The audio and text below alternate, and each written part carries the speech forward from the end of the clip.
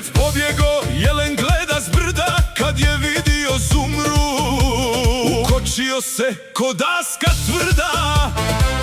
Ja se pravim da me nema kući, komšinica viče: eno metka Zumro trči. Oj Zumro, spusti tu motku, metko čuva svoju guzu slatku. Metko bježi, papuča mu spala. Stani, nisam ni počela, budalo mala. Raja gleda, niko da ga spasi. Zumro, ljubavi, smiri se, ne budalasaj se.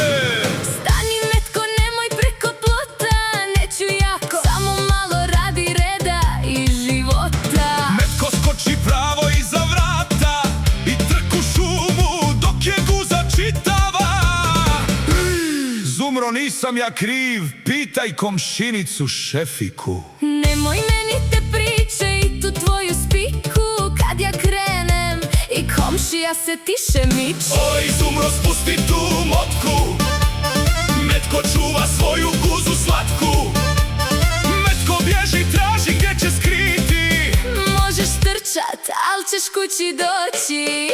Kad je vidi odmah postane fin. Zumro, evo kafa, kolač, samo nemoj pravit film. Zumro, evo, od danas sam dobar. To si rekao i jučer, moj mužiću.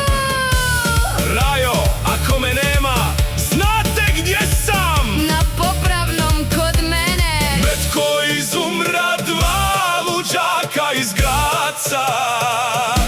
Satira prava. Bračna terapija.